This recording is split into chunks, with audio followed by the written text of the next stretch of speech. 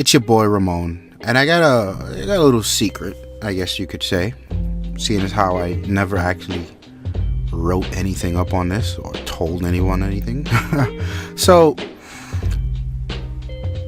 Google managed to ruffle more than a few feathers a few weeks ago when they essentially announced that they were shutting down Google Reader, and I myself had no idea that many people use Google Reader. People were upset.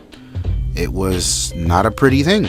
So it brought to life, how dependent we were on that specific service and Google in general, but everyone was scrambling for a Google Reader replacement, and there were some good ones. There's Feedly, there's Old News Reader, and then on each platform there's tons of apps, that you can get to fill the void. But nothing's as good as the original, but whatever. Not that Google's the original, don't flame me, but you know what I'm saying. So there's been some talk amongst the power users on the internet, if you will.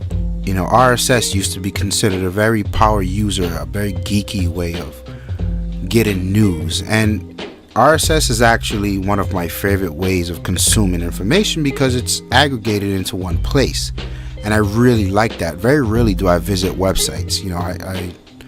It's just too time consuming. I'd rather just have everything aggregated for me when I can go through it when I want. Now, some people's actually cut the cord, if that terminology even applies to this. They don't use RSS anymore.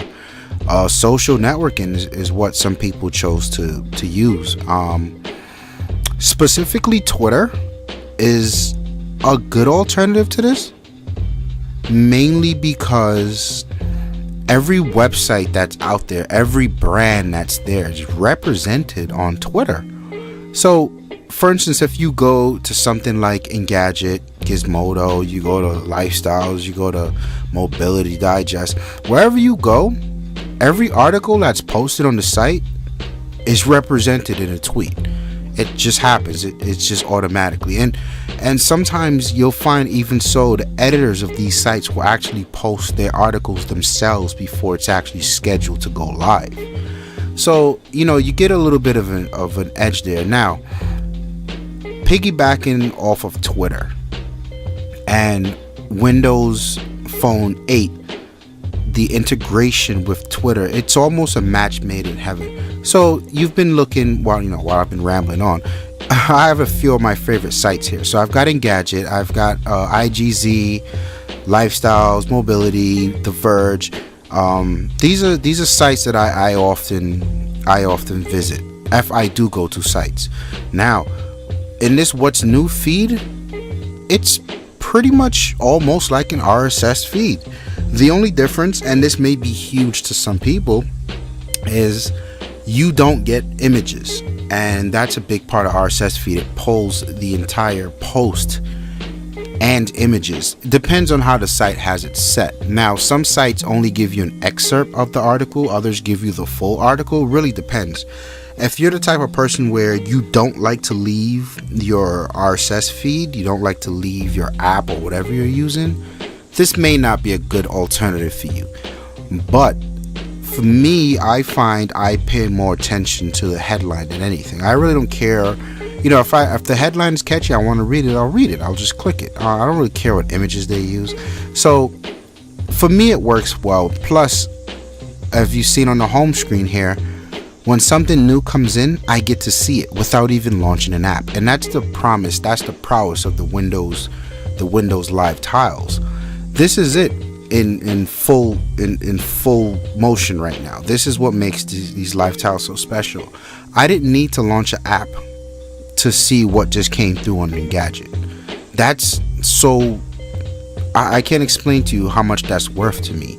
It saves time. You turn on your phone and you go down a list and you see really what's going on.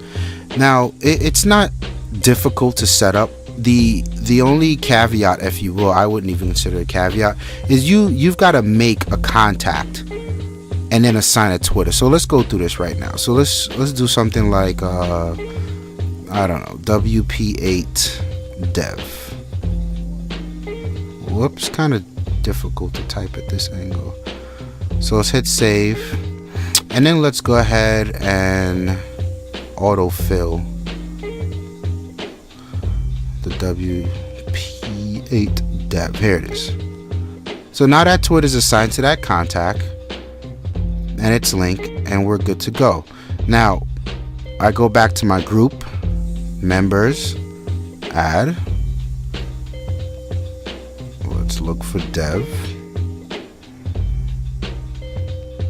Here it is, and boom, just like that, dev is now there. So anything that comes through from dev, I'll get it, I'll see it, it'll be represented on my phone. And you know, just a quick note that I did chose the Twitter manually. If you want to, you know, just be lazy, or even just have a really nice feature do its job, just name the contact the exact same thing as the Twitter. So if I did Microsoft would automatically be chosen for me in a matter of seconds. That's just something that Windows Phone does. It looks for similarities in the contacts and automatically merges them.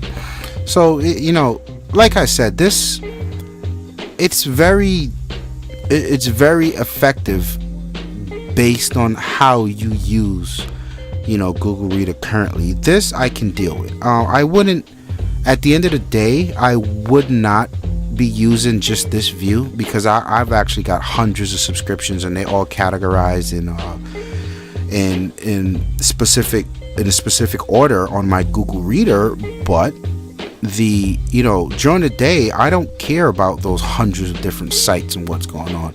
I care about maybe 10 to 12 sites tops. And this is a really good way to keep in the know with, you know, very little effort. So on top of this, let me know if you guys like this. But what I'm curious about as well is, what are you guys using? Because I know Google pissed off a good few people. So I'm curious to know, what is everyone using? Are you hanging in there with Google? Did you switch to Feedly? Or you know, what are you doing? Leave me a comment, like the video if you like it, and always subscribe. It's your boy. I'm out of here. Peace.